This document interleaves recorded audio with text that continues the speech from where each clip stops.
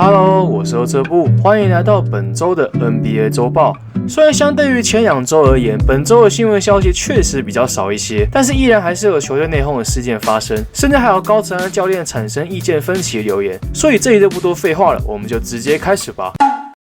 首先，第一则新闻是华盛顿巫师传出了清仓大拍卖。根据 ESPN 大神 Adrian Wojnarowski 的爆料指出，巫师将会考虑整队翻新，其中还包括了明星后场 John Wall 和 Bradley Beal 都是可以动到的。考虑到了这一对欢喜冤家从过去就不断有不和的消息，以及今年更多的种类和对象内讧，加上了比暴雪公布的《暗黑破坏神》手游还糟糕的战绩和比赛内容，这消息其实并不怎么令人意外。不过事后包括了华盛顿邮报和知名专栏网站 The Athletic 纷纷跳出来表示，巫师仍旧希望以双枪来作为重整的核心。总管也声明了，巫师并不会急着做交易，也尽量不做亏本的生意。尤其在这一则新闻炸开之后，阵中球员的状况又正好都处于低点。巫师如果现在启动交易的话，的确是有极高的几率会吃大亏的。确实，巫师在休息室气氛上的烂疮交易养了很多年，也曾有消息指出，当初在 Paul Pierce 加盟之前，双后场支线的疙瘩就已经存在。尽管曾经依靠 Pierce 缓和了双方的问题，但是在他离队之后，事情更是越演越烈。更有文章指出，John Wall 在球队输球的时候会召开会议，开始各种干屌和指责队友。休息室内的派系斗争更是错综复杂。除了 John Wall 和 Beal 之间的微妙关系之外，在访谈当中还曾经有共同对某个队友做出指责和批评。据传该名球员则是 Kelly Oubre， 怎么感觉有点台湾即视感啊？尽管我们对于上述的谣言无法得到证实，但是休息室糟糕的气氛却已经是公开的秘密。而总教练 Brooks 显然失去了对休息室的掌控权。好，我们把镜头回到赛场上，只要你本季有看过任何一场，没有错，我说任何一场巫师的比赛，就能够轻易的发现，攻防两端都是各打各的，各守各的，没有配合，没有补防，没有沟通，没有团队。尽管最近2-3场下来有好了一些，但是最后能持续多久呢？况且如果说交易的话，也并非易事。整支球队除了 Jeff Green 之外的状况都很糟糕，靠，他也是自由球员签过来的。John Wall 本季明显连自己都顾不了，更不用提串联队友。作为射手的 Bradley Beal 连3分命中率都比 John Wall 还糟糕。Otto Porter 的状况在减少球权的情况下明显下滑许多。Kelly Oubre 在攻防两端表现都倒退路，原队也只有 Satoransky 的贡献是正常的，更不用说以薪资层面来看好了。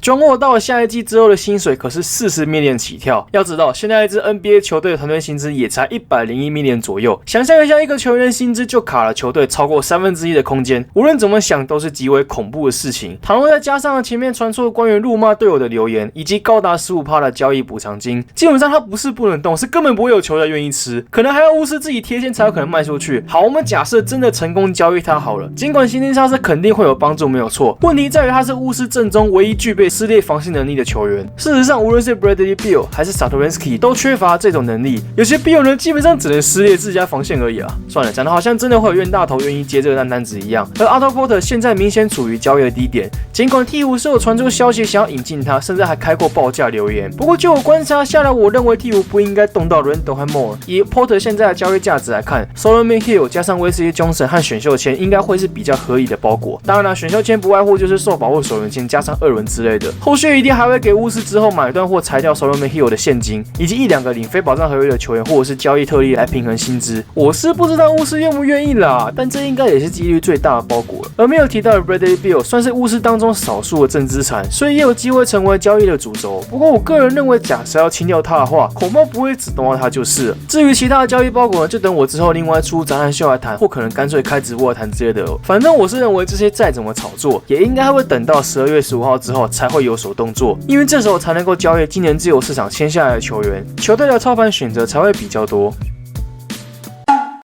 本周周报的第2则新闻还是在西区，沙加缅度国王队传出了高层与总教练对杠起来。据传是因为高层对于总教练 Yeager 在使用年轻球员，例如说 Scott Labissiere、Harry Giles 和 Bagley 等人，给的机会和上场时间太少，事情颇有维持，因此才产生了这一则消息。而说这则新闻爆发出来的时候，让我感到非常的意外，尤其本季的国王无论是战绩还是比赛内容上，明显好了许多。而即使到了现在，关于这方面相关的消息依然不多。尽管最近2-3场可以明显看出 Marvin Bagley 上场时间是有增加的情况。但是这个时候爆出这种消息，的确让不少球员感到诧异。确实，国王长年以来饱受了高层权力斗争的摧残，同时也是现年 NBA 球队当中最久没有进季后赛的球队。而国王历史上也很常出现在战绩好不容易刚起飞的时候，就把教练给炒掉了智障事件。不过因为这个事情的来源并没有到非常明确，个人认为只能算是谣言罢了。况且刚刚提到的这些年轻球员身上 ，Scale WBCL 我先直接忽略好了。Harry Giles 才刚从大伤回归，给他太多的上场时间根本不合理。而贝格里呢，本身是属于那种什么都可以来一点，但是技巧极为粗糙的新秀。这合理的方式本来就是应该摆到板凳给他练。而且我认为二哥在使用他的时间上已经不少了，其实。所以整体来说，我不觉得这有什么需要修正的地方。况且呢，就我对于总管老迪的印象来说，他应该是不会傻到做出这种事件的。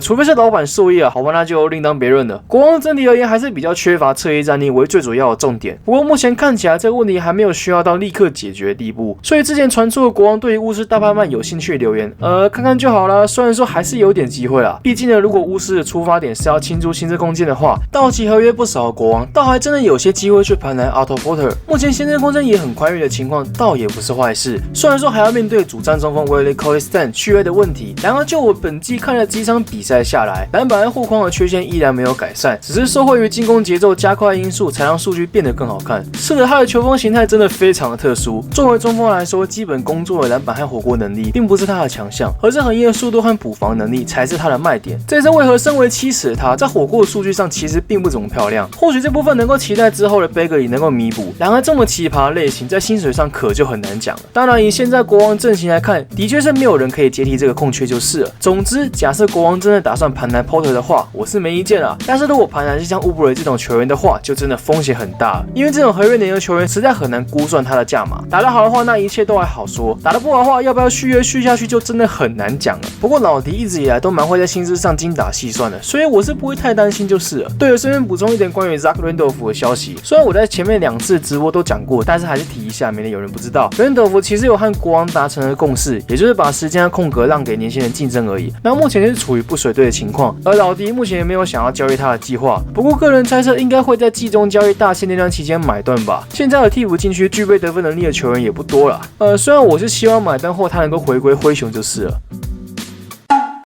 本周第3则新闻呢，我们来到东区，骑士摇摆人 J.R. Smith 向球队致请离队，并获得许可。对，是的，你没听错，这也能够上本周周报一则新闻，所以你也可以知道这个礼拜的新闻是有多么的少了。简单来说，就是 J.R. Smith 和球队达成了共识，本季他将不再披上骑士球衣出赛，而球队方面正努力的兜售他。撇除掉 J.R. 身为人的价值不论好了，他的身上合约虽然还有2年，但最后1年只有 3.8 million 的部分保障合约，严格来说可以算是当做到期合约来看待。因此相对之下呢，是有不少买家愿意交易他来释放薪资的压力。不过具体的球队名称倒是没有看过就是了。至于代价部分呢，可能会帮忙吃一张大约还有2-3年的溢价合约，并拿回一个类似首轮后段之类的钱来当做补偿。讲老实话，我认为 J.R. Smith 这一个行为很值得令人赞赏。除了能够清出空间给 David Nwaba 上场之外，据传最常被 J.R. Smith 抱怨和讨厌的新秀 Sexton 也轻松了许多。事实上 J.R. 被传出他就是抱怨 Sexton 有太多上场时间的那一个人。作为一名队友和职业篮球球员，这样的行为确实是不得体就是了。反正对于球队来说啊，这样的举动呢，反而让球队在操作空间上更好做利用。除此之外，包括了目前受伤的 George Hill、上场时间不固定的 Kyle Korver， 以及最近几乎常常缴出双10的 Tristan Thompson， 也都是骑士目前急于出清的交易筹码。只是呢，相对于前2者的最后1年合约都只有部分保障合约，尤其 George Hill 只有1 million 的保障金额 ，Tristan Thompson 的薪资还有2年36 million 的全额保障。目前功能也只剩下单纯的吃饼、挡拆和抓篮板而已。个人对于他是否有市场抱持的怀疑的心态。不过呢，如果这些功能能够做到精的话，确实也是身为中锋来说很好搭配的球员就是了。本周的最后一则新闻呢比较特别一点，因为朋友生日的因素特别加开关于林书豪的静态追踪。在经过了10月的适应和恢复期之后，林书豪在11月的表现可以说是相当的亮眼。截至目前为止，出赛了12场比赛当中，场均能够贡献 14.7 分、3.7 助攻、1.3抄截，总命中和三分球也都是高档的 51.1% 和 42.6%， 整体的效率明显比过去好上了不少。以进攻层面来看，林书豪在本季大幅降低了效率值低的中长距离投射。根据数据统计计来看，距离篮筐16尺到3分线的这段区间当中，只占据了林书豪约 7.1% 的总出手数。相反的，在期望值更高的三分投射上， 38.3% 的出手频率已经是林书豪的生涯新高，加上同样也是生涯新高的 42.6% 命中率，林书豪的数据提升其实并不怎么意外。不过除了他本人很争气的打出高效成绩之外，就我观察下来，我认为总教练 Pierce 在调度和使用上其实恰到好处，会依照林书豪的状况来控制上场时间，而他本季在节奏掌控上确实也是Trae Young最好的对照组，拥有一个能够做对事前的判断的老将球员，对于相同角色的年轻球员来说可是相当重要的。林书豪本季也确实在球场决策上做好榜样，再加上老鹰阵中并没有像样的替补控球，我认为目前来看不太可能会动到林书豪。当然，我在过去的影片当中也曾经提过，对于老鹰来说，林书豪确实是可以动的没有错，但是我也讲过，前提在于Trae Young已经成长到能够独当一面的情况，否则没事交易到一名好用的替补控卫和导师，就算能够换到一些未来资产和筹码，但其实这对于目前正在重建阶段老鹰来说，反而是有一点本末倒置的操盘。况且林书豪身上的薪资金额为 13.7 million， 就算要交易的话，也必须要达到薪资平衡的条件。然而这种金额呢，确实在匹配交易上很难达成，尤其老鹰并不想要，也不应该接受超过2年的溢价合约，所以包括太阳和魔术这种需要控卫的球队，就算有交易流言传出，也很难让交易成型。那就我个人认为来看呢，反正目前林书豪对于替补的角色并没有任何怨言，在休息室上也和其他的队友相处融洽，所以我想，如果你真的是他球迷的话，只要他开心，而我们也能看到他上场打球，这样不就够了吗？事实上，我反倒认为现在的状况也挺好的，在亚特兰大修身养性1年好像也不错，反正只要维持身手和状态，下一张合约什么的还是会有嘛。至于什么亏不亏欠的蠢话呢，我想应该是不用多讲了啦，有脑袋的人自然就懂嘛。好的，又来到了每周最佳球员的时间啦。其实说真的，在前2集提到的球员呢，到了这一周依然还是表现得很出色，包括 Harrell、TJ Warren 等等。而我一向希望能尽量不要重复到球员，所以即使他们还是表现得很好、很稳定，每周最佳球员的部分基本上不会有重复人选获得。本期一样会宣布东西区各2名 Player of the Week 以及1到2名的遗珠名单。首先是东区的部分，第1名的人选呢，其实一直以来都是相当可靠的好球员，不过可惜的是鲜少有机会聊到他。所幸在本周的单场缴出了接近大3元的数据，让我总算有理由可以介绍到他。没有错，这名球员正是6码常人 Sabonis， 上场下来场均 17.7 分、5助攻、10.3篮板，3围命中率是恐怖的 75.9%、100%和50%。其实他向来都是6码阵中最扎实、低调、好用的常人，无论是在挡人、跟进、篮板、投射等等 ，Sabonis 的基本功是真材实料的。可惜6码始终无法让他和 Turner 一起上场搭配。事实上呢，本季的6码在磨合上并不如预期的顺利 ，Evans 和 Oladipo 的双核心还没办法运转 ，Turner 和 Sabonis 的双塔也搭配不了。虽然目前还位居东区第4名，但我个人认为反而是因为 Oladipo 受伤之后，其他的队友才开始真正有在运转团队。只希望 Sabonis 能够继续维持这样的表现了。而第2名人选呢，其实让我挣扎了许久，除了其中一个考虑对象是刚刚提到的林书豪之外，另外一个人选呢，可是我们家公路的后卫呢。但是呢，最终我选择另外一个球员，那就是黄蜂后卫Jeremy Lamb， 上场下来场均19分、2助攻、6篮板，3围命中率则是还不错的 46.3%、33.3% 和 87.5%。不知道是不是因为对上七六人那场关键时刻 ，Jeremy Lamb 一个假晃之后切入上篮追平了比数，让他发现原来自己是可以切入得分的因素。本周他明显除了外投射之外，增加了不少进攻篮筐的进攻比率，让他在相对于其他星期来说，其实是下滑了3分命中率上，还能够维持场均19分的得分水准。不过值得注意的一点就是，他本季的篮筐附近出手频率是近3年以来最高，0到3尺和3到10尺的出手数合计占了他约 44.5% 的总出手，但是在命中率上却都是生涯的新低，算是需要特别注意的环节就是了。至于遗珠名单呢，当然有本周表现出色的林书豪，上场下来场均 17.3 分、4.3 助攻，外加了 58.3% 的3分火力，以及我们家后卫 Malcolm Brogdon 上场下来场均 18.5 分、3助攻、4.3 篮板，以及 58.3% 的3分命中率。另外呢，这边附上一个之前在10月月报提过的尼克常人 Noah Vonleh， 本周出赛的4场比赛能够贡献 12.8 分、11篮板、2.8 助攻，附带 1.3 超节、1.8火锅和场均 2.3 颗的3分球。说真的，能够看到他打出来实在是太棒了。